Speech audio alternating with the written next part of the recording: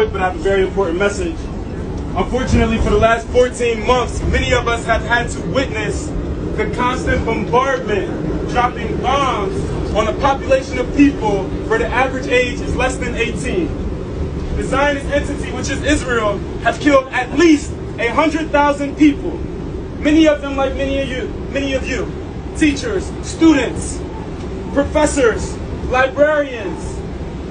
We, the people, conscious people of New York City, understand that we cannot be free until Palestinians are free. That's right. We have sent them $27 billion in aid when we have people here that can't afford a home. That's right. There is no houselessness issue. We just can't put people in houses, right? We have to say, many of my comrades just handed you a flyer. November 29th, we will be taken to the streets to say that we will free Palestine.